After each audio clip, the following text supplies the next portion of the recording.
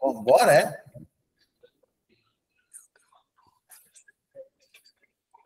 Alguém tem pauta aí? Nesmar, pode falar.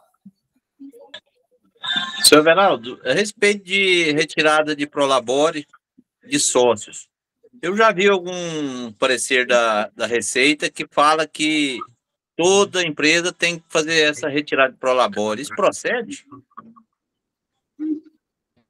Leandro, fala para nós aqui a respeito desse assunto. No meu contrato, eu falei que eu dispensava da retirada Prolabore, certo? Porque não tem sentido eu pagar Prolabore, porque eu já estou aposentado, certo? Para que o povo vai servir eu pagar o INSS? Leandro, tem alguma coisa, Leandro, que proíba fazer isso? Boa noite a todos. Olha, sobre a retirada de Prolabore, não há nada na legislação, nem trabalhista, nem previdenciária, que obrigue o sócio a fazer retirada. O que nós temos hoje é uma solução de consulta COSIT, que exige a separação das parcelas pertinentes à distribuição de lucro e Prolabore, mas são só para sociedade de profissão regulamentada. As empresas que não são sociedade de profissão regulamentada não é obrigado a retirar o Prolabore. Agora, lógico, desde que não perceba a remuneração. Se perceber remuneração, aí é contribuinte individual segurado obrigatório da Previdência. Eu não entendi, Léo. Eu posso falar o liberal, o nosso caso, certo? Nós somos obrigados a ter Prolabore? Sim, as sociedades que têm profissão regulamentada têm que fazer a separação da parcela referente à distribuição de lucros e a de Prolabore. Você não pode ter somente distribuição de lucros. Então, estou errado, então, hein? O restante por exemplo, eu tenho uma atividade econômica de comércio. Mas isso é uma consulta COSIT, não tem uma lei que fala a respeito, né? Só que a solução de consulta COSIT, ela tem efeito vinculante, todas as delegacias da Receita Federal, de todas as unidades federais têm que seguir, e a parte previdenciária está sobre a administração da Receita Federal, então tem que seguir.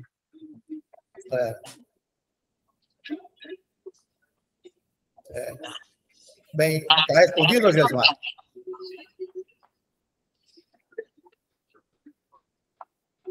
Gesmar?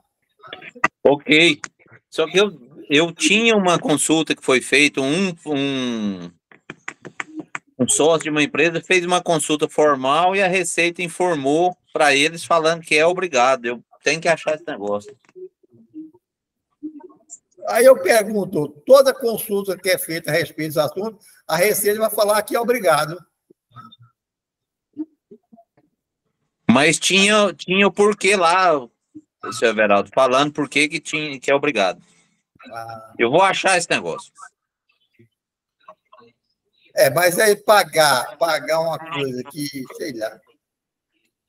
Mas se o senhor fosse trabalhar numa empresa de carteira assinada, o senhor ia pagar o INSS. Sim, mas acontece que eu sou unipessoal, certo?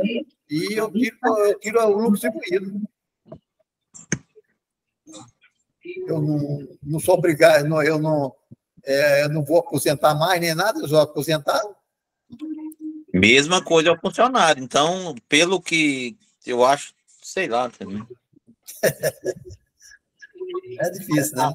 Alguém mais quer fazer pergunta? Essa COSIT, ela sempre que vai perguntar para ela vai falar que é obrigado. Agora eu quero ver, é difícil, né? Mas o INSS está junto com ele lá agora. Mas eu acho que essas filhas pequenininhas, eles não vão perturbar, não. Fábio, fala. Boa noite. Não, é só observar. A colocação do Leandro está correta. Porém, se você resolver não pagar Prolabore, tem que ver como é que está no seu contrato social, né? Se lá tiver a previsão de sei lá, distribuir Prolabore, se ele for parar coloquei parar de no contrato remunerar lá, para o Fábio. labore, tem que ter a cláusula contratual. Eu coloquei no O contrato. contrato, quer dizer, o contrato social. Ei, Fábio, eu coloquei no contrato lá, certo, que eu não vou tirar mais retirar para a posse, não consigo isso. Mas no caso aí já é profissão regulamentada, né?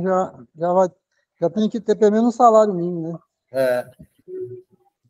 Ela só é brava.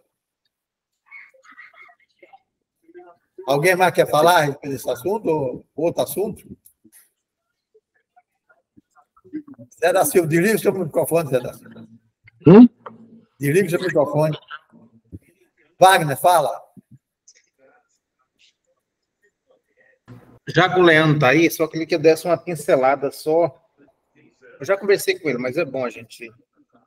Questão da FD Reinf, né? Como eu tenho vários clientes aqui que tem a pessoa jurídica paga para a pessoa física o aluguel.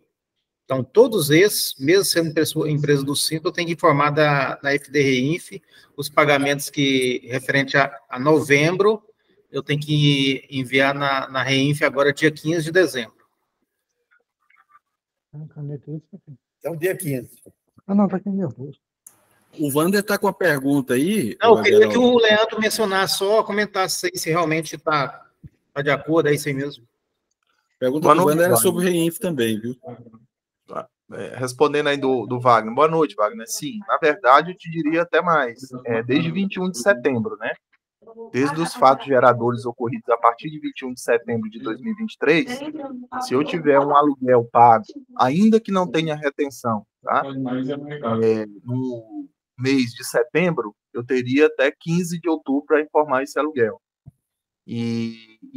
Essa situação muito devido por uma recomendação lá no manual da FDRI, que vai em desencontro da IN 1990 de 2020, que é a IN da DIF, que está alinhada com a IN 2043 de 2021, que hoje é a instrução que nós temos que institui a FDRI.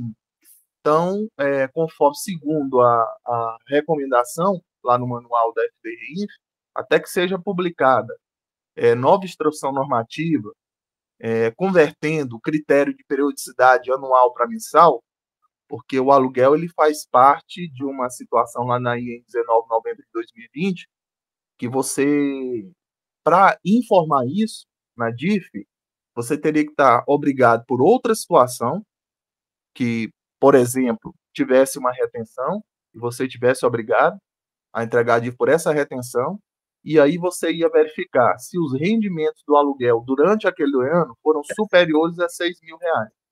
Mas, como as duas últimas instruções normativas que a gente tem da FDRI, que é a 2041, a 2040 de 2021 e a 2163, que é a que trouxe a dispensa em relação aos cartões de crédito das administradoras e com relação ao prazo de distribuição de lucro, não trouxe essa conversão da periodicidade anual para mensal. Então, a recomendação lá do manual é disciplina para enviar todo tipo de rendimento, crédito ou pagamento a beneficiário do pagamento. Então, a competência que vence dia 15 agora é a competência 11. Seria essa, né? Se você teve um pagamento do aluguel em outubro, então o fato gerador foi outubro. Então, a data de vencimento é o quê? 20 de novembro. Se você teve um pagamento do aluguel em novembro, período de apuração lá do imposto vamos supor que tenha, né? Imposto de renda retido na fonte.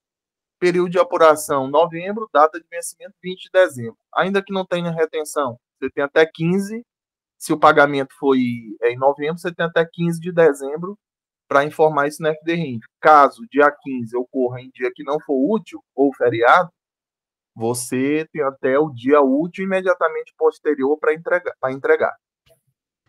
Hein, Leandro, eu tenho um caso aqui, uma empresa aqui, o aluguel é do mês 11, era para ter pago dia 30 do 11, ele pagou esse aluguel dia 1 do 12, que seria a situação? O aluguel refere ao mês 11, ele pagou dia 1º do 12, como é que é a situação? pessoa jurídica, o contratado é pessoa física, o contratante é pessoa jurídica paga o aluguel para pessoa física. Então tá, aí o que acontece? Você vai trabalhar com regime de caixa, pagamento. Então, ainda que o pagamento esteja atrasado, mas o que gerou o fato gerador foi em 1º de dezembro. Então, para fins de alimentação da obrigação acessória, como o fato gerador aconteceu em dezembro, você tem até 15 de janeiro de 2024 para informar. Aí só cuidado, só um adendo aí, cuidado que os pagamentos atrasados dentro do ano tem uma tratativa. Os pagamentos atrasados fora do ano calendário tem outro. Então, se eu receber pagamento atrasado lá em 2024, e é um pagamento referente a 2023, e aí o que vai te trazer isso aí, essa informação, é o contrato de locação. Cuidado que a tratativa tributária é diferente. A tratativa já não é a mesma de pegar o rendimento e jogar na tabela progressiva mensal. Então, é algo que você vai ter que ficar atento, porque isso aí vai variar de acordo com os atrasos do pagamento. Se vai ter atraso ou não, aí você tem que mapear esses atrasos. Então, dentro do ano, ou se eles correspondem a anos calendários anteriores. Só mais uma perguntinha. Como eu tenho uns 4 MEI aqui que eu presto serviço para eles, o MEI nessa legislação está incluso ainda?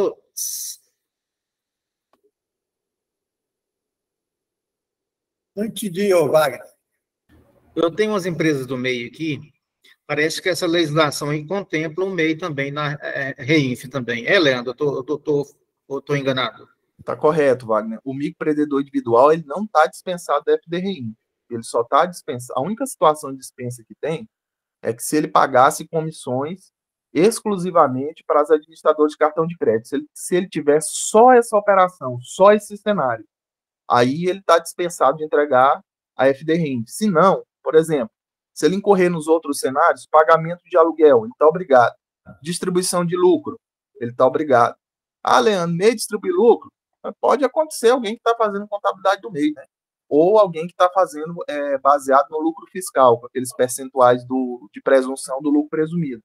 No mês que fizer esse pagamento desse lucro, vai ser um período de apuração e vai ser o marco que você tem que ter, o período base ali, para você entregar até dia 15 do mês subsequente. Pois é, aí, Leandro, pintou com relação à data. Você me falou 20, depois falou 15, depois outra data. A data base não é 15 de cada mês para entregar a REINF? Não, estou falando o seguinte, o FDRINF é mensal. A data de vencimento dela, excetuando aquele evento de distribuição de lucros, é todo dia 15. É todo dia 15. Aí, eu falei o seguinte, o MEI, se ele distribuir o lucro, aí ele vai enquadrar nessa situação do dia 15 até o segundo mês subsequente ou do trimestre, aonde a distribuição de lucro ocorreu.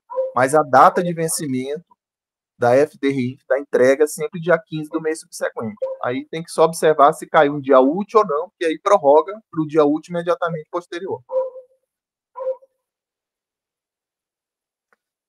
Fala, Wander. Você perguntou. Ele está no chat lá, ele está sem microfone. O Wander pergunta. Meu fone não funciona. A minha pergunta é o REINF, mês 9, 23, tinha que ser enviado até o dia 15 do 11. E os meses 10, 11 e 12, até o dia 15 do mês 2. Mas poderia enviar no mês, o do mês 10, agora, em 15 do 12, ou não? O evento em questão foi distribuição de lucro ou não? Também ele quer fazer. Eu posso isso enviar o mês 10, agora, dia 15 do 12?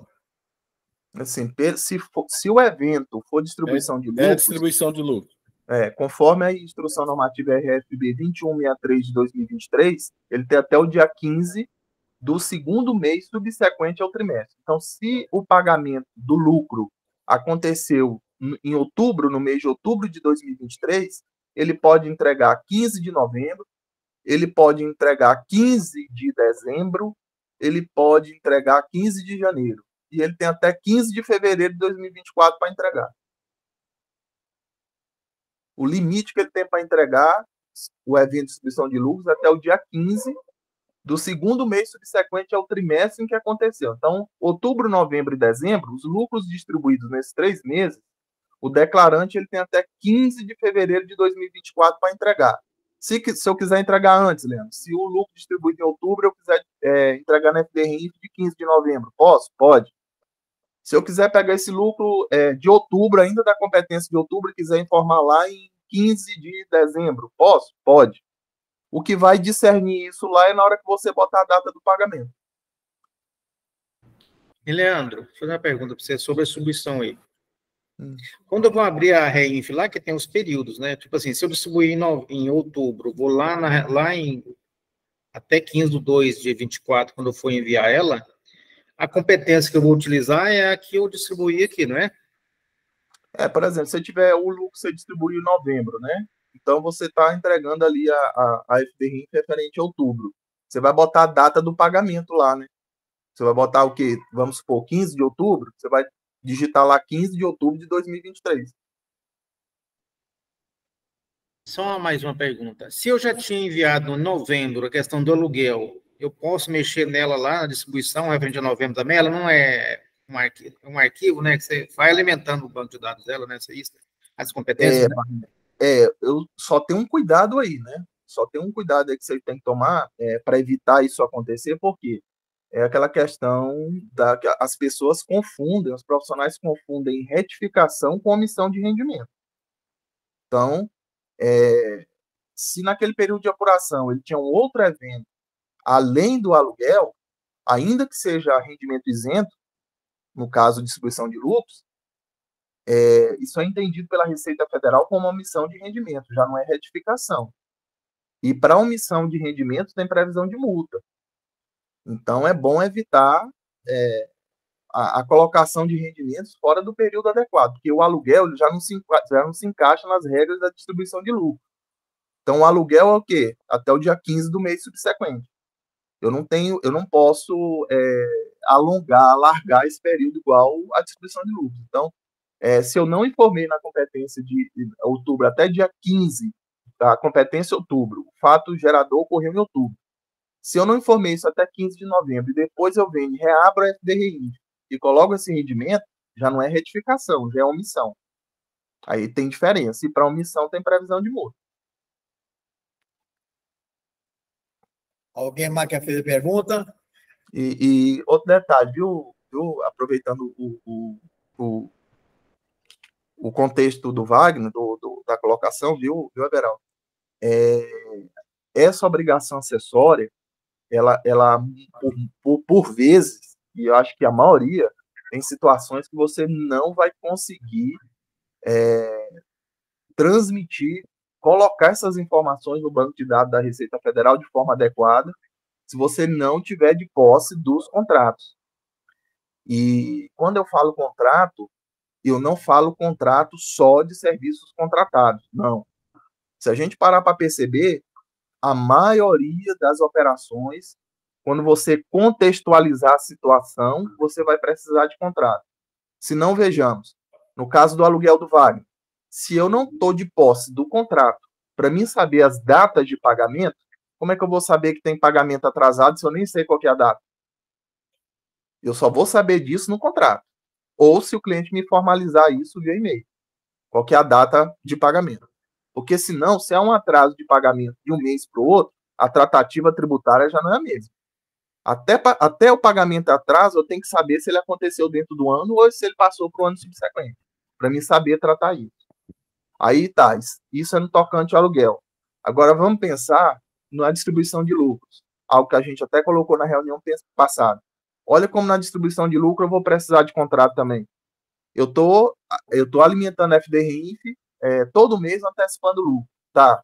Mas no contrato social da empresa, tem previsão de levantamento de balanço intermediário para antecipação de lucro? Tem que observar o contrato. Se a gente vai para os serviços contratados, esse aí nem se fala. Isso aí nem se fala.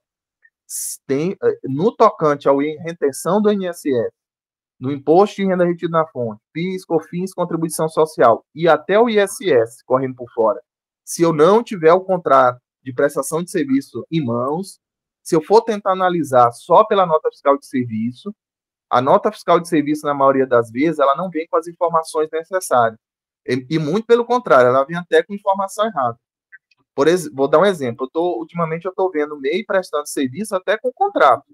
O MEI tem até contrato firmado com o contratante. E ele está desempenhando uma atividade que o microempreendedor individual não pode desempenhar. E aí, o que acontece? Algo que teria que ser transmitido, por exemplo, na FDRI, muda todo o contexto, é transmitido em outra obrigação acessória e tem consequências financeiras para o contratante e para o contratado. Então, você não vai conseguir, na maioria dos casos, principalmente nos serviços contratados, definir aquela situação sem um contrato de prestação de serviços na mão. Porque você tem que contextualizar toda a operação. Às vezes, ali, aquele contrato ele tem 3, 4, 5, 6 atividades que o contratado está desempenhando. Na nota, uma nota só, você não tem condições de colocar isso tudo. E aí vem construção civil, isso acontece demais, porque a obra ela tem vários períodos de medição, isso acontece demais.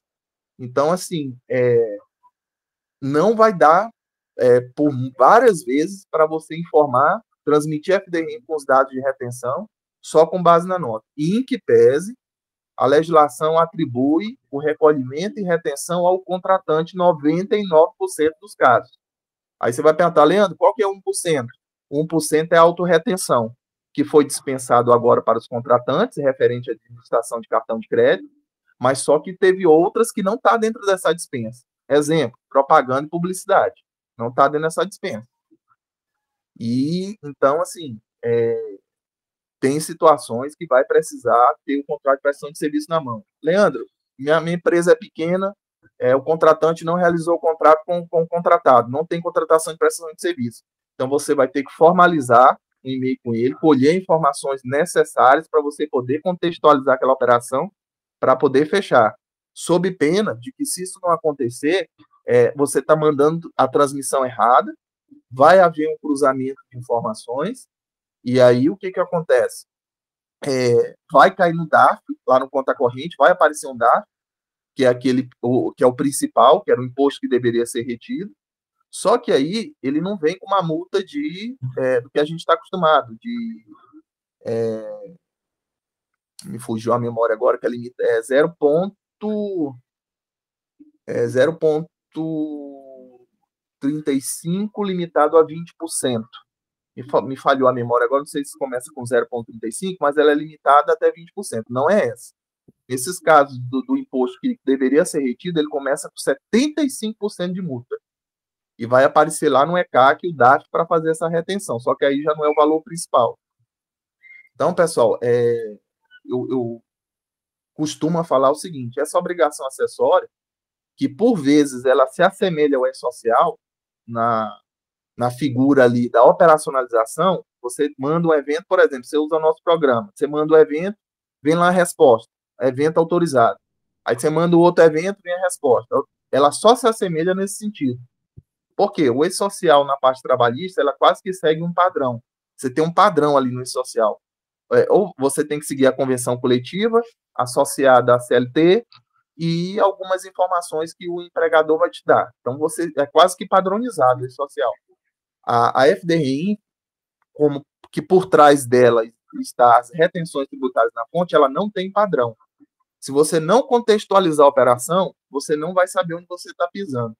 E aí, o que acontece? Você, principalmente na qualidade de contratante, você não vai saber se ali tem todas as retenções ou não tem.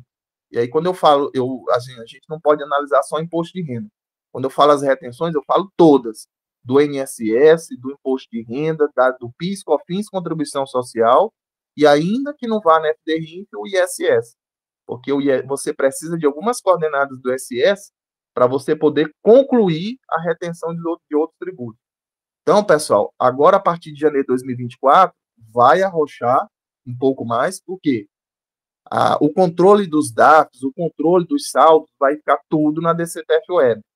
Os DAFs de retenção só vão ser feitos via Cicalc Web até dezembro de 2023. A partir de janeiro, competência janeiro de 2024, é tudo dentro da DCTF Web, ali junto com o DAP de colaborador, todo tipo de DAP. Então, quando passar para a DCTF Web, o controle ele já está em tempo real. Tá? O controle da FDRINF, hoje, por ser uma plataforma web, o controle já é em tempo real. Aliado ao controle da DCTF Web, a malha vai ficar mais robusta ainda. Então, como a obrigação acessória é mensal, a malha fiscal também vai ser mensal. Então, assim, a gente vai ter que ter uma sutileza, digamos assim, maior na hora de concluir essas retenções. Não vai dar para concluir só examinando nota fiscal de serviço. A nota fiscal ela é um material muito importante, mas por várias vezes ela vai ter que estar aliada ao contrato de prestação de serviço, porque senão você não conclui se há todas as retenções naquela operação ou não. Tem alguma coisa mais, Wagner? Você está com a mão levantada? Tenho duas perguntinhas aqui. É o seguinte: eu tenho umas 5 empresas que têm aqueles contrato com a empresa que loca aquele espaço fiscal, endereço fiscal, ali no setor sul, ali tem uma empresa que faz sua locação. E paga lá R$140 por mês. Eu quero entender se essas empresas, como é que seria essa tratativa aí com relação ao FD-REINF, né? Porque lá ele aluga espaço fiscal. E eu tenho que informar esse valor 140 lá na REINF, Leandro? Wagner, trazendo para uma linguagem coloquial, o espaço fiscal é o estabelecimento físico da empresa. É o endereço onde existe uma empresa.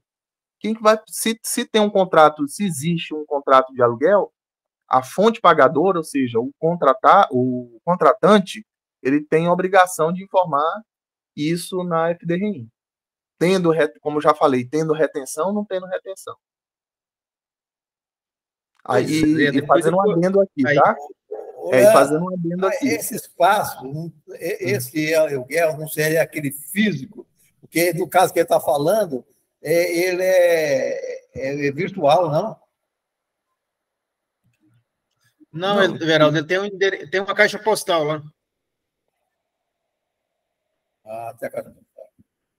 Tá. Vanildo, fala. Boa noite a todos.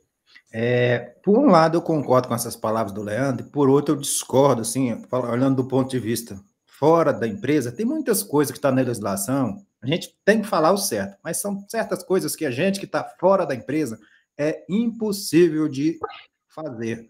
Igual fazer um acompanhamento, igual o Leandro está citando aí, às vezes dentro da própria empresa já é difícil, um contador interno da empresa é difícil fazer isso, imagina nós que estamos externos fazer isso, assim.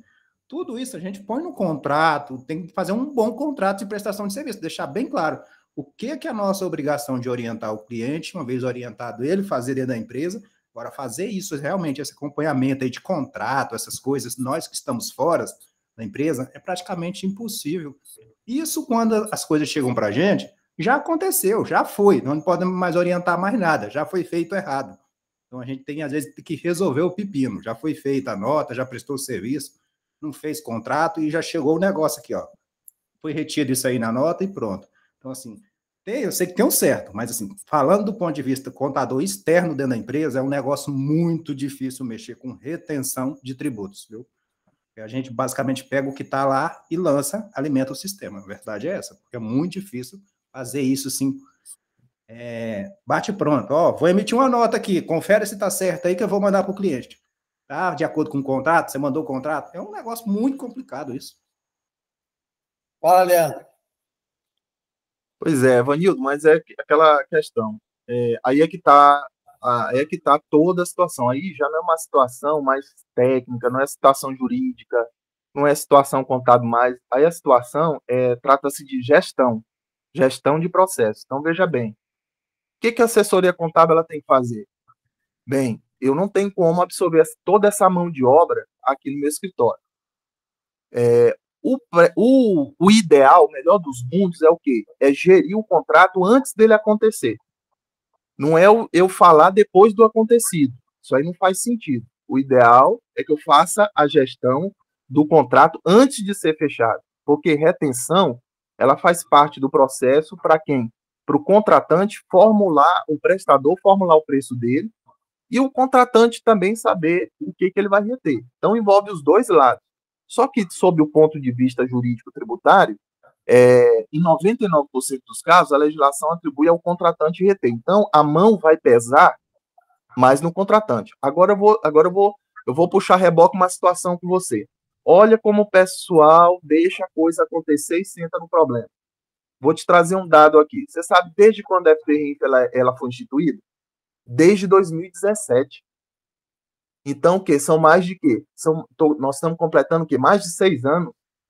Então, você veja bem, qual que é a linha de processo que tinha que ser feito aí? Primeiro, era março de 2023, já prorrogou para setembro de 2023. E nós estamos falando de uma obrigação que foi instituída desde o ano de 2017. O que tinha que ser feito junto aos clientes? Qual que era a ação? Qual que era o movimento?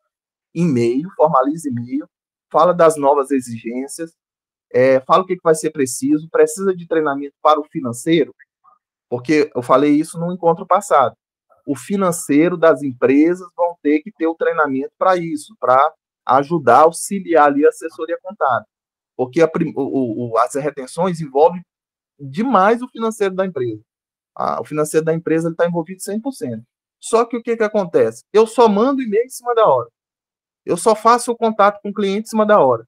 Eu só faço as reuniões em cima da hora. Leandro, mas tem a figura daquele cliente que não quer nada com nada, tem aquele cliente que não lê e-mail, tem aquele cliente que não lê WhatsApp. Bem, faça seu papel. Faça a informação, a formalização via e-mail, faça a formalização via WhatsApp, chama para uma reunião. Se tudo isso falhou, você tem a formalização. Agora, a gente tem que primar por sempre tentar chegar ao 100% mais correto possível. Agora, o que acontece, por exemplo, eu vou te falar um exemplo de uma frase que eu escutei de um profissional outro dia. Olha, eu estou emitindo a nota fiscal de serviço aqui no escritório e a empresa está falando o valor do INSS que eu ponho na nota. Aí eu perguntei assim para ele, não, mas peraí, quem que é assessoria aí? É você ou é o cliente? Como é que você sabe que esse valor do INSS destacado aí na nota está correto? Você sabe pelo menos se esse valor é devido? Se isso é uma hipótese de incidência, de retenção previdenciária? Não, eu emito aqui e eles falam para mim. Falei, olha, toma cuidado. Essa emissão da nota fiscal aí dentro do escritório, você está trazendo um problema para você. Então, está tudo errado. Quem que é assessor de quem aí? Então, assim, o que eu levanto a atenção, eu tenho muitas empresas no escritório. Eu tenho uma carteira de 50, 60, 80 clientes. Tá, por que não mandou e-mail formalizando antecipado? Então, assim, se deixar para cima da hora, não vai conseguir atender, não. Mas veio o problema, chegou a nota fiscal aqui, já com destaque das retenções. Se tiver e-mail em fato pretérito aí, um e-mail retroativo, a data desses acontecimentos, o cliente, eu não li o seu e-mail, não, mas eu vou te reencaminhar aqui para você olhar. Tá lá o e-mail, reforçando. O problema é que uma obrigação acessória que vem desde 2017, eu estou deixando para fazer tudo o quê? Agora.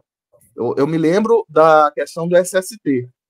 Dezembro de 2022, o pessoal procurando clínica, quase na virada do ano, procurando clínica de segurança do trabalho para fazer PCMSO, para dizer se a empresa tem agente nocivo ou não. Então, eu vejo o seguinte, o problema aí é gestão.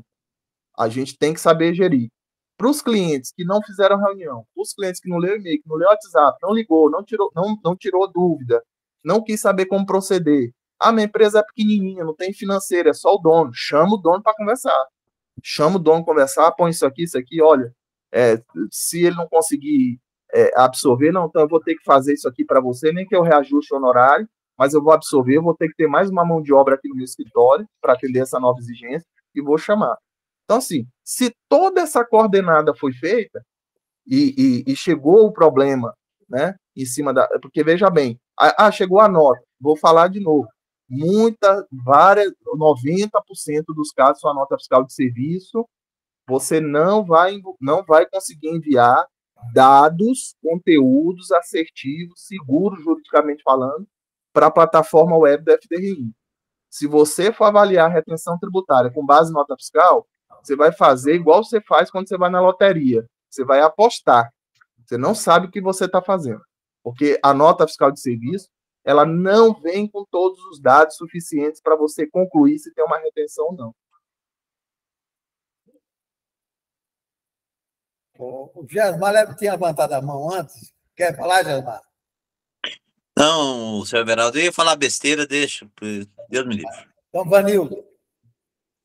Não, senhor Everaldo, eu ia pedir para o senhor perguntar, por exemplo, para os colegas presentes, quem já foi fiscalizado pela Receita Federal, que a Receita Federal cruzou nota fiscal e contrato para ver se está batendo o contrato com nota fiscal ou se existe contrato. Assim, isso é muito difícil, assim, eu sei que está lá na legislação, mas tem muita coisa para a Receita ver, que eu acho que isso aí, assim, e outra coisa, se eu não estiver enganado, a própria legislação diz, uma vez que acabou o período de apuração, a Receita Federal vai cobrar o imposto daquele emissor da nota e não de quem deveria reter ou que ele deixou de reter. Isso é um problema grande, porque ela pode cobrar do contratante, que teria que reter, seria multa e juros de mora, a não ser que o entendimento da Receita mudou. Uma vez que aquilo lá é meramente antecipação do imposto. O imposto é devido lá para quem emitiu a nota. Então, se está errado, ele também está errado. Ô, Vanildo, aqui a função do Leandro é trazer o que determina a lei, certo? Agora, se vão fazer ou não, certo? Acontece que você pode ser o boi de piranha, certo? E se acontecer, tem defesa? Não vai ter, né? Mas assim, se a gente for seguir isso à risca, você vai ter um custo muito grande para o escritório e o cliente, se eu vou ser bem sincero, não está nem aí para isso, né? Eu já liguei muito para esses negócios de retenção de nota. Às vezes o cara fala assim, ó, olha, é desse jeito. Aí eu liguei para o cliente, ele não ligou lá. Falou, ó, é desse jeito. Assim, ele falou que é desse jeito, já consultou lá o contador dele, está certo esse imposto aí retido.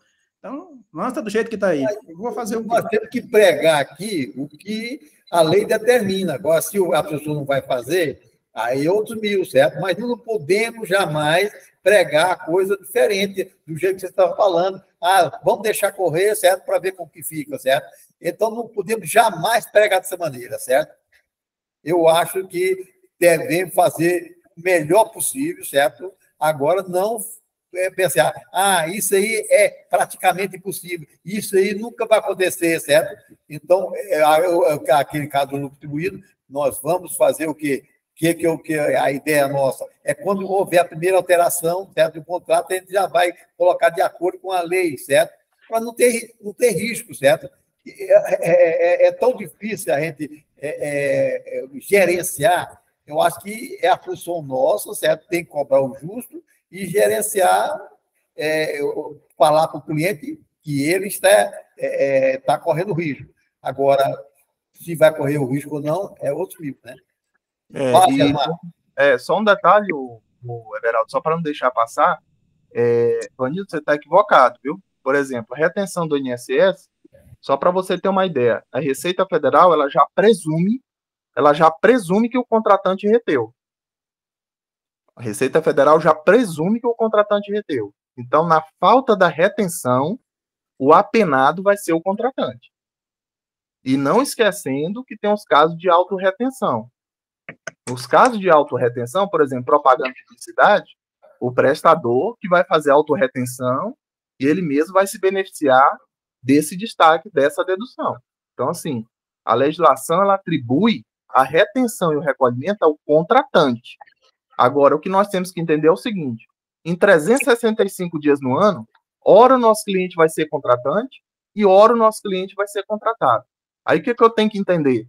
Não é porque eu estou na figura, que eu não estou na figura do contratante, que eu vou emitir minha nota fiscal de serviço de qualquer jeito. Eu vou por exemplo, o destaque do INSS na nota é obrigatório. É obrigatório o prestador de serviço destacar na nota. Os 4,65, por exemplo, do PIS, do COFINS e da contribuição social, é obrigatório destacar na nota. O ISS, se houver retenção, é obrigado destacar na nota. Então, se a gente for olhar pelo lado do contratado, ele também tem as obrigações dela. A única exceção, a regra, é o imposto de renda retido na fonte. Não tem previsão legal para destacar o IR na nota de prestação de serviço, não tem previsão, mas é uma prática comum os prestadores destacar. Então, aí vai um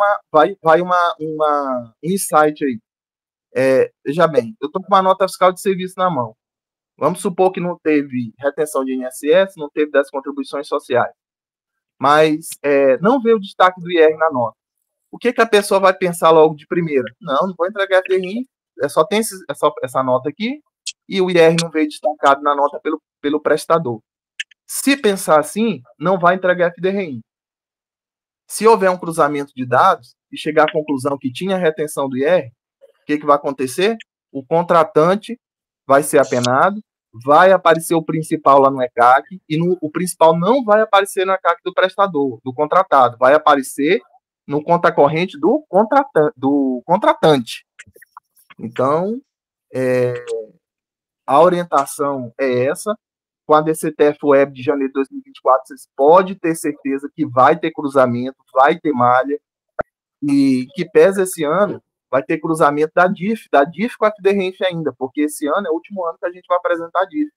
Então, ainda vai ter cruzamento com a DIF, vai ter cruzamento com o imposto de renda de pessoa física. Então, é aquela questão que eu falo, gente. Vamos pelo menos tentar fazer, e parte disso é condução de processo, é saber gerir o processo internamente. Agora, se vai dar, se não vai dar, se vai cruzar, se vai acontecer, eu acho que a gente não pode apagar para ver. E eu acredito o seguinte, que pelo menos os e-mails enviados para o cliente alertando, vou dar um exemplo, pagamento a beneficiário não identificado. Então, quantas vezes no extrato bancário você acha uma saída lá que você não sabe identificar? Aí você vai fazer o quê? Vai formalizar com o cliente. Aí você vai perguntar, fulano, essa saída corresponde a quê? A gente sabe que na prática, muitas das vezes, já entende isso como uma antecipação. O mais frequente acontece é o quê? Antecipação de lucro ou empréstimo, né? Normalmente, é o escolhido dessas duas opções. Só que o que acontece? Às vezes isso é feito sem nem formalizar com o cliente, sem nem formalizar com o proprietário da empresa. Porque se ele formalizar por e-mail, dizer assim, olha, isso aqui realmente eu tirei, isso aqui é uma antecipação de lucro, eu tirei um lucro para mim. Não, beleza. Porque, veja bem, se ele disser para você, olha, eu realmente tenho essa saída aqui, mas eu não sei te dizer o que é. Então, assim, juridicamente, o que você tem que fazer? Pagamento a beneficiário não identificado. Tem que fazer o quê? Reajustar a base e aplicar 35% de retenção de imposto de renda. Mas o que tem que acontecer antes disso? O envio do e-mail formalizando. Agora, se eu for agir depois que o fato ocorrer, aí o cliente ainda vai dizer, mas por que você não me orientou antes? Por que você não me falou que tem essa exigência desde setembro de 2023? Então, assim, a gente tem que primar, nunca vai chegar aos 100%. Até porque o país que a gente vive, a insegurança jurídica é grande. Mas se eu estou vendo ali que tem uma exigência, estou vendo que já vai para a DCTF Web, em janeiro de 2024, por que não formalizar e-mail com todos os meus clientes, deixar eles orientados de todas as consequências que pode acontecer? E aí você vê, até microempreendedor individual está envolvido nisso. E tanto como contratado, por exemplo. Veja bem, sobre cruzamento de dados. O projeto do portal nacional, da emissão de nota no padrão nacional, de nota fiscal eletrônica, o próximo passo são as empresas do Simples ir para o portal. E se for para o portal, como é que vai ficar as retenções? Vai ficar na mão da Receita ou não vai as retenções? Vai. Portal padrão nacional. Se eu não destaquei ali a alíquota de retenção, as que são obrigadas, ou ainda que não seja, está na mão da Receita, agora é automático. Então, aí, assim, é o que eu estou falando, gerir processo. É por isso que eu falo que a palavra escritório atrapalha muito a mente dos profissionais. Você tem que pensar em empresa contábil, porque ali é uma empresa como outra qualquer. Você tem que gerir processo, você tem que gerir pessoas. Então, você tem que conduzir ali a situação. Se não tem mão de obra, terceiriza. Eu não tenho material humano dentro do meu escritório para conduzir a situação, então tem que terceirizar. O que não dá é para, por exemplo, nem orientar o cliente do que pode acontecer. Olha, isso aqui que você está incorrendo, as suas saídas agora podem ter essa consequência financeira, que é essa tributação, o seu aluguel tem que ser informado, a distribuição de lucros eu tenho que ter um prazo no contrato. Agora, veja bem, as coisas vão muito de quem recebe, vai muito de quem, como a pessoa que está recebendo a informação, ela tem que saber gerir os processos. Então, por exemplo, se você tem uma carteira de 50 clientes, você não vai sair pegando 50 contratos, alterando. Não, você vai fazer um mapeamento de clientes que têm essas saídas, que tem antecipação de lucro antecipada. Você separa ali uma quantidade, vai alterando cláusula, passo a passo. Não é tudo de uma vez, que ninguém vai conseguir fazer isso. Mas é igual eu falo, uma coisa é eu nem saber que existe. Ou eu saber uma informação solta, uma informação errada. Por exemplo, se eu perguntar para 90% dos profissionais se a alíquota do IR é obrigado a destacar na nota, provavelmente não vão saber falar. Mas quando eu já sei a informação, eu sei dar tratativa. Agora, quando eu nem sei o que existe, aí fica pior. Então, a orientação aqui é o quê? Formalize e-mail. Quem não formalizou, formalize e-mail, ainda dá tempo até o final de dezembro, porque janeiro de 2024, indo para a DCTF-Web, a malha vai ficar mais robusta. A malha vai ser mensal, não vai ser anual. Fala, Gesmar. Seu Everaldo, essa cláusula aí, eu vou só falar que posso fazer balanço para distribuição de lucro quando quiser, ou tem uma de trimestral. Depende do contrato seu. Sim, mas eu vou colocar nos novos contratos. Eu faço mensalmente. Mensalmente, beleza. Mas eu não sou obrigado a fazer, não, sou? Não, você distribuiu, você pegou o dinheiro do banco? Distribuiu o lucro, tem que fazer, beleza. Tem que fazer, ué. Mensalmente. O que você vai fazer com o dinheiro que você pegou no banco? Pô, paga escola, Real Privé, paga tudo. Aí pagou Coca-Cola, Real Privé, então é lucro distribuído, né? Beleza. Gesmar, e só um detalhe. A periodicidade da distribuição vai de acordo com a rotina do teu cliente. Se você, junto com ele, em reunião, entender que essa antecipação vai ser mensal, mensal. Se for bimestral, bimestral. Se for trimestral, trimestral. E por aí vai. Se for semestral, vai ser de acordo com o caso concreto do teu cliente. No que você enxergar. Olha, a rotina dele vai ser mensal, você põe a cláusula de mensal. Porque eu já vi muito adiantamento a sócio. Essa conta é meia furada, não é? É que eu tô te falando, é que eu tava falando agora, Gismar, vai depender muito da condução com o seu cliente. É muito particular, não é que é furado. É a sua condução com o seu cliente. Veja bem, antes de você fechar o contrato de prestação de serviço com o seu cliente, antes de iniciar a parceria, ali a relação negócio jurídico, você já tem que questionar com ele ali na mesa, ali no momento. Você vai realizar antecipação de lucro? Porque, veja bem, vamos pegar uma prática. O sócio, ele tira um prolabore de um salário mínimo, que é o mínimo que a lei permite. Um salário mínimo, você não financia uma geladeira no Novo Mundo. Se você for tentar tirar uma geladeira lá com 1.320, você não consegue. Então, a gente sabe que 1.320 ele não vai conseguir sobreviver mensalmente. Então, ele vai ter que somar, ele vai ter que ter outra renda para poder ter a subsistência dele, para conseguir sobreviver. Então, você já pode ali finalizar essa situação ali no primeiro momento, na primeira reunião, quando o cliente vier para a sua empresa. Então, você vai perguntar para ele, você vai querer fazer antecipação de lucros mensalmente, bimestralmente, trimestralmente? Então, você já fecha com ele ali. E o que foi resolvido no início, o que vai estar em contrato, não vai te trazer mais problema para frente. Não, até aí eu entendi sim, Leandro. Eu queria entender se eu posso fechar trimestralmente e criar uma conta de adiantamento para depois fechar com essa de distribuição. Ô, Leandro, mas no que não vale, ô Leandro, não é o pagamento efetuado, certo? Se ele pagou, certo? O fato aconteceu. Se ele pagou, o fato aconteceu. Então, se o fato aconteceu, você pode até apresentar trimestral, mas o fato aconteceu e você vai falar que, ó, eu recebi, certo? Em outubro, eu recebi em novembro, eu recebi em dezembro. Não, sim, Everaldo. Eu disse para ele, assim, só para fins da cláusula do contrato. Eu falei para ele o seguinte: se é mensal, se é bimestral, se é trimestral, depende da rotina do cliente dele. Ele que vai definir com o cliente dele. Se o balanço intermediário levantado vai ser mensal, se vai ser bimestral, se vai ser trimestral, não é obrigado ser mensal. Ô, Leandro, mas você falou que 90% das empresas, certo, tira o salário mínimo, certo? E o mais novo ainda é assim. Mas é o seguinte, você há de convir que, na realidade, ele pegou do banco e o que eu vou fazer com esse dinheiro que ele pegou do banco, certo? Eu tenho que falar que é lucro distribuído, Leandro. Não tem outra saída. O que eu estou querendo te dizer é o seguinte, é fazer a linha, o que eu estou querendo colocar aqui é o seguinte, a gente aqui não está querendo colocar obstáculo em nada. A orientação que a gente está dando é o seguinte, é para seguir uma linha de processo em que o profissional esteja o mais resguardado possível. Então, por exemplo, se eu já sei que a rotina do meu cliente é essa, ele formaliza primeiro. Antes dele decidir pelo cliente, que trata-se de antecipação de lucro, formaliza essa situação com ele, porque ele vai encontrar lá N saídas não identificadas no extrato bancário. Então, assim, formaliza com o cliente, faz a pergunta primeiro para ele. Faz primeiro a pergunta para ele. Trata-se de ter essa saída, você sabe me informar? Não interessa a resposta dele, mas você tem que ter documento, você tem que ter formalizado.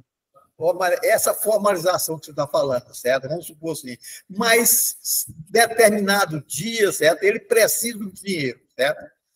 Então, essa formalização vai por água abaixo já, uai. Não vai, Geraldo. Não vai porque eu vou ter resposta lá registrada. Não vai. Mas aí ele vai pagar multa, que não interessa o que ele fez. O contador não vai ter nada, mas o cliente vai pagar multa, cara.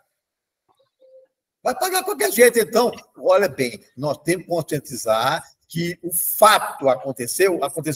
Então, é lucro distribuído e pronto, certo? Então, aconteceu o fato, certo? E não adiantaria eu colocar essa formalização no contrato social. Vamos supor assim, eu coloquei no contrato social que ele poderá fazer o levantamento, esse levantamento mensal, certo? Aí, chega no fim do ano, a firma dá prejuízo, certo? E como que fica a situação? Vai tudo para o beijo, certo? É igual o Fábio estava falando hoje, o artigo 1059, vai tudo para o brejo, certo? Porque ele tirou uma coisa que não podia tirar, certo? Então, talvez, certo?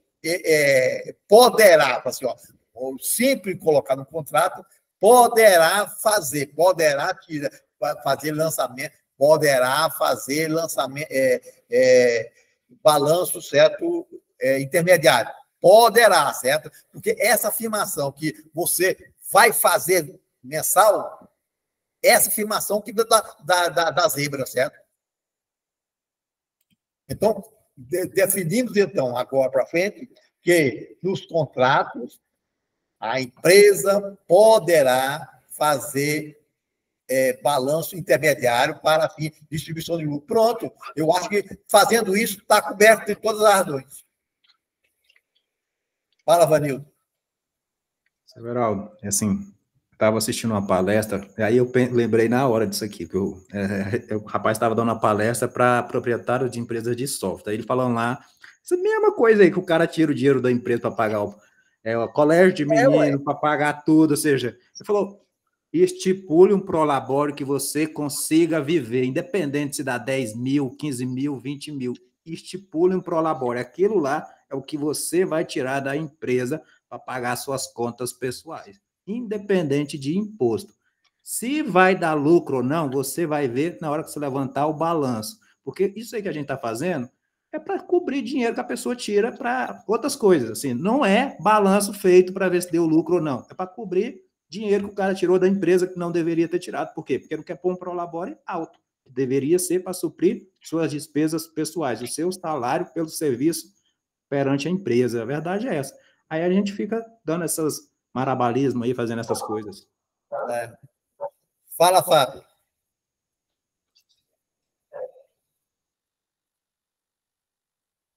Fala, Fábio.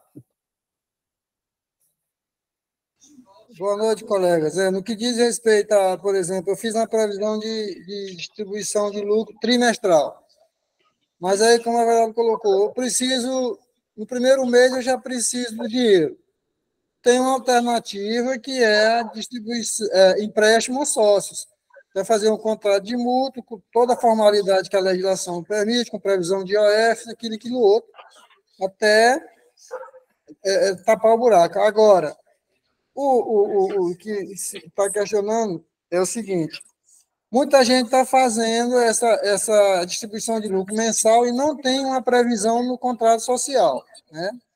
Aí é como o Everaldo falou aí, uma cláusula lá, você tem que colocar uma cláusula mais ou menos assim: fica a sociedade autorizada a distribuir antecipadamente lucro do exercício com base em levantamento de balanço intermediário ou então mensal, observada a disposição do lucro, quando a distribuição afetar o capital social, conforme estabelece o artigo 1059, lá do Código Civil, que ele fala o quê? 1059. Se você distribuiu janeiro, fevereiro, mas chegou em dezembro, não teve lucro, né? Aí você vai ter que... isso aí é caracterizado como prolabore, né? Agora o Vanilson tem que falar, tirar, distribuir lucro, certo? Distribuir prolabore. Acontece que a tributação desse prolabore é infinitivamente grande, poxa. Ninguém vai aguentar ficar pagando isso bem, não, ué. Vamos supor, o prolabore, quanto que eu vou ter que pagar o Fábio? Vamos retirar prolabore. Não é recomendável, não, 20%. Não, 20%, poxa.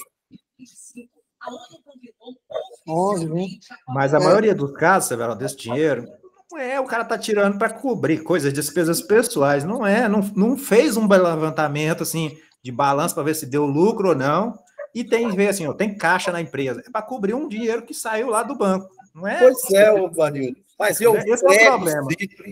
Eu prego que você terá que fazer contabilidade, pronto. Obrigado, ué. É tão difícil fazer uma contabilidade, poxa. Quando o cara está no prejuízo e tirando dinheiro da empresa para pagar a conta, pessoal, vai fazer lucro com o quê? Mas não, se ela não deu lucro, então ele não pode tirar dinheiro, não. Se ele está devendo, não pode tirar, não pode tirar, poxa, acabou, ué. Se tem a contabilidade e ela deu lucro, o que tem eu tirar esse lucro, certo? Eu só vou constar lá no contrato social que eu posso fazer isso, certo? Pronto. Não tem problema, não. Desde que você levante o balanço na hora que for tirar o dinheiro, tem dinheiro, tem. Deu lucro, deu, certo? Ela vai dar lucro, vou continuar dando lucro, vai. Então, deixa um pedacinho, certo? Para próximo mês, certo? Assim por diante, certo?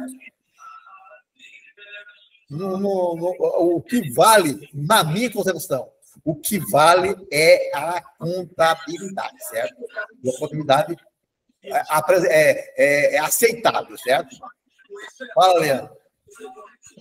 Assim, Everaldo, também depende do ponto de vista sobre a questão do prolabore, por exemplo, mas se botar um prolabore por sustento, para sustentar ali o proprietário, a carga tributária é elevada, porque vai ter ali INSS e imposto de renda.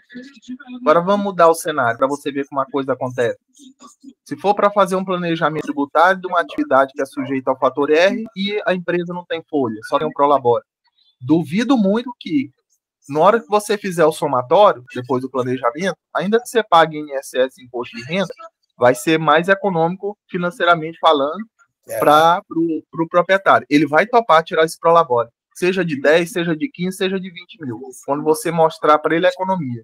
Então, se a carga tributária é elevada ou não, vai depender do cenário.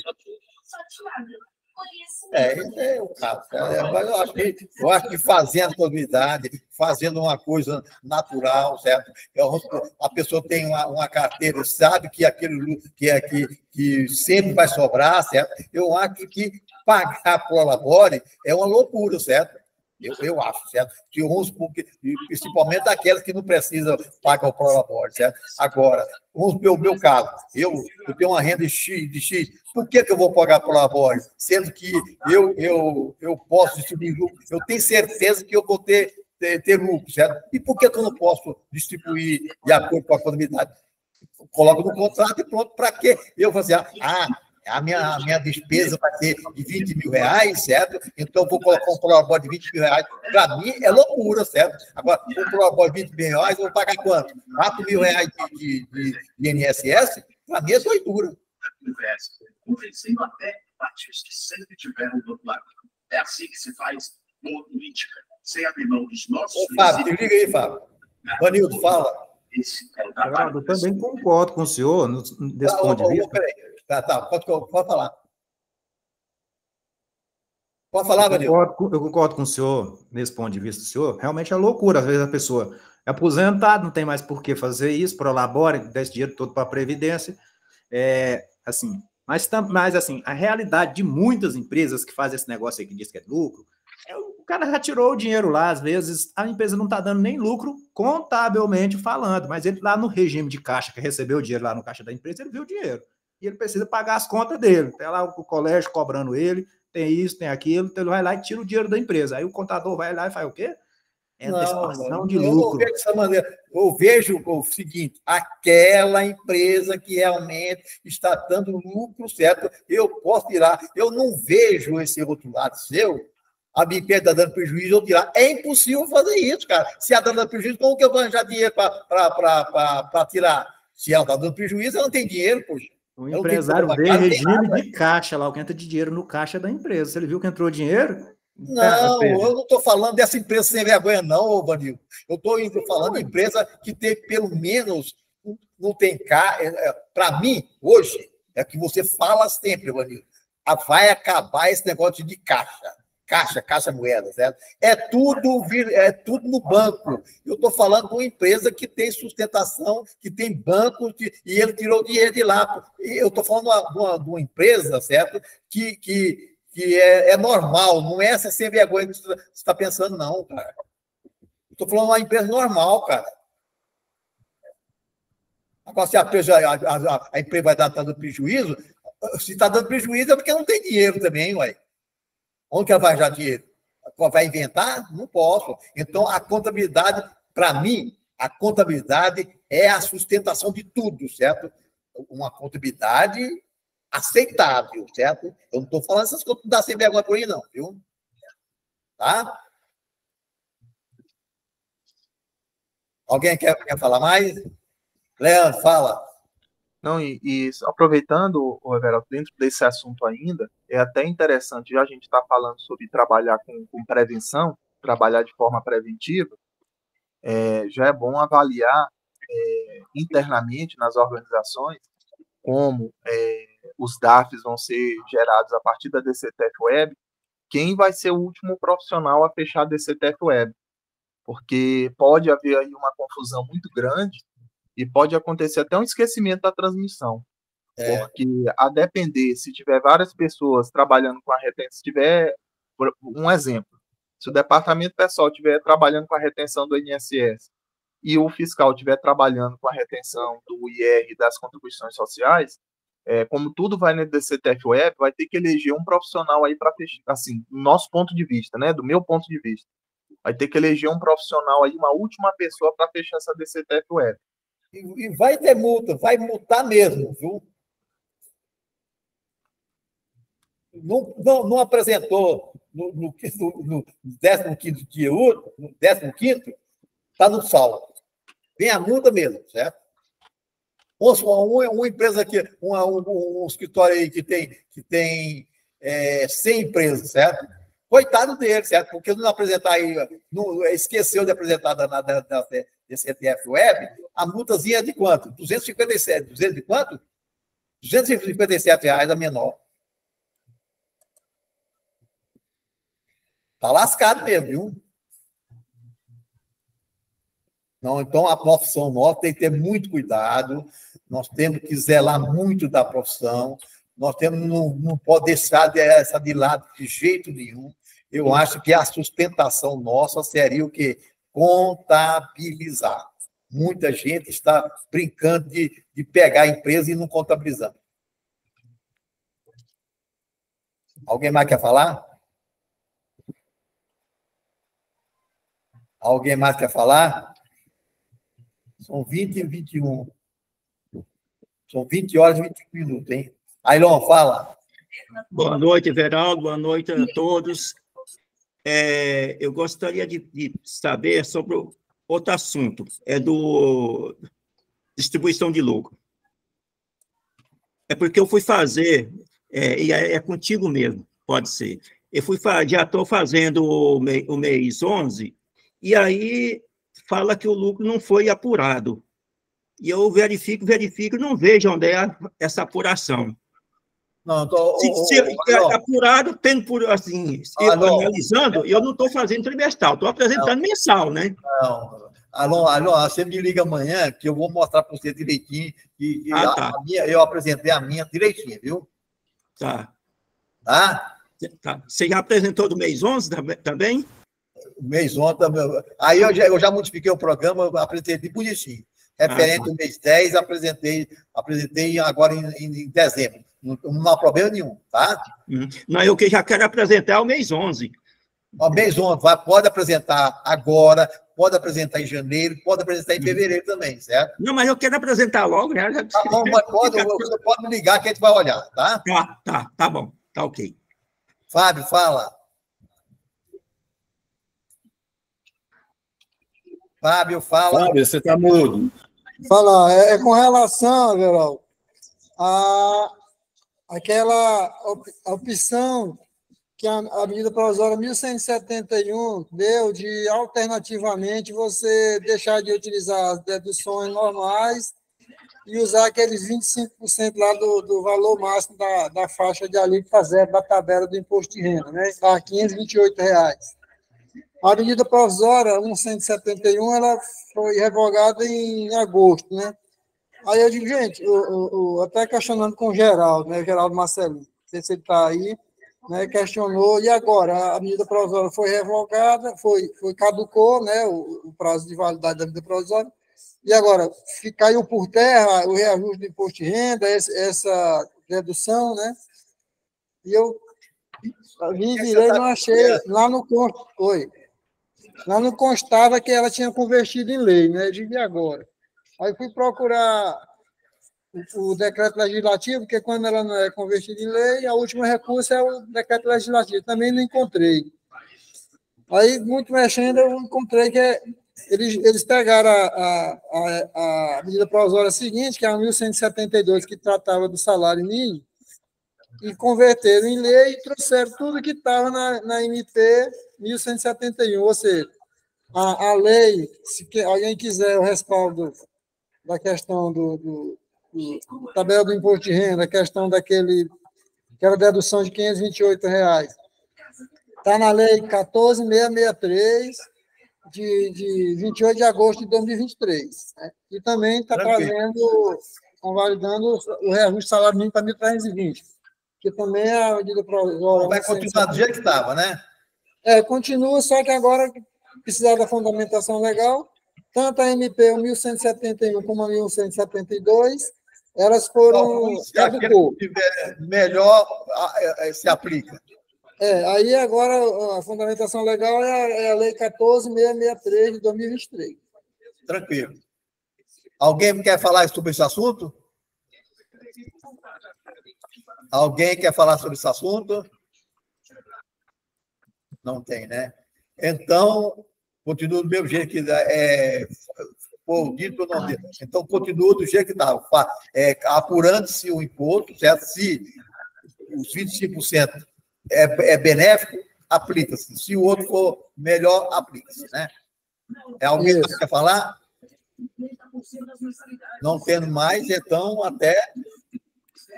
Fala, Devani. Liga o microfone, Devani. Devani, abre seu microfone, está fechado. Devani, seu microfone. Sim. Isso. Deus, ok? Ok. Não, eu conversei com você, Verá, pelo WhatsApp essa semana. É sobre o funcionário que faleceu, esposo do empresário. A minha dúvida é com relação à rescisão, até você já me adiantou a resposta, é sobre o FGTS, a rescisão e o E-Social. Em todos os casos, eu tenho que esperar o inventário? Inclusive, eu dei a resposta para ele que para a pessoa sacar o IGTS, tinha que esperar o inventário. Certo? Eu dei a resposta para ele dessa maneira. Agora, eu gostaria de colocar em discussão, no meu entendimento, o herdeiro só pode sacar o FGTS após o inventário que determinou que ele tem o direito de sacar. É isso, Leandro, ou não? O juiz pode dar uma alvará. Só pode pegar o alvará quando terminar o inventário. Tá. E com relação ao E-Social, também não faço nada? Como é social? Não, é comunicar a saída lá, o falecimento, no caso. Não, eu acho que nesse caso pode comunicar, certo? Mas social uma coisa, certo? E inventário é outra coisa, né? Social você tem obrigação de falar, certo? Que agora você vai continuar fazendo, certo? Até terminar, é como se ele estivesse vivo, certo? É espólio para ele, tá? Ah, tá, mas eu não faço rescisão, né? Quando não sair, ué, eu não posso desligar ela. Fala, Vanildo, a respeito desse assunto. Colega, no caso, você tem que fazer a rescisão por falecimento. E aí, no caso das verbas rescisórias, tem que ser paga os herdeiros, se não tem processo de inventário, não foi declarado lá quem é herdeiro, essas coisas. Exato. Pode depositar em juízo lá, e depois eles sacam. Tá? A questão do FGTS, orientar os herdeiros, procurar a Caixa, porque aí a empresa não vai nem movimentar a conta de FGTS. É os próprios herdeiros que vão na Caixa e a Caixa vai pedir a documentação lá necessária para poder sacar. É a Caixa que faz a movimentação. Depois que o inventário pronto, né, Vanildo? Aí a Caixa vai dizer quais documentos precisa lá para os herdeiros, entendeu? Eles exigem uma certidão, normalmente, do INSS. Sem inventário não faz nada, Vanildo. Aí eu não sei quais são os documentos que a Caixa exige. Faz muito tempo que eu não... Ela vai exigir o inventário. Pronto. A certidão do cartório. Tá? Alguém mais quer falar? Fala, Fábio. Não, nesse caso aí, a família pode solicitar ao juiz um alvará judicial para sacar. Sim. O juiz que determina, né? Então tá. Mas lá na Caixa, lá a Caixa orienta direitinho. O Vanildo, respondeu, Vanildo? Entendeu? Tranquilo. Alguém mais quer falar? Alguém mais quer falar? Ô, Vanildo, depois você me liga amanhã para ver aquele negócio do advogado, tá? Devani? Ô, Devani, depois você me liga amanhã para ver aquele negócio do advogado, que eu já sei uma solução, tá? Então tá, ok. Falou. Alguém mais quer falar? E o Ailon me liga amanhã também, viu, Ailon? A gente vê o negócio do lucro distribuído. Vai funcionar. Ok. Alguém mais quer falar? Então, até terça-feira, se Deus quiser, né? Tchau. Tchau.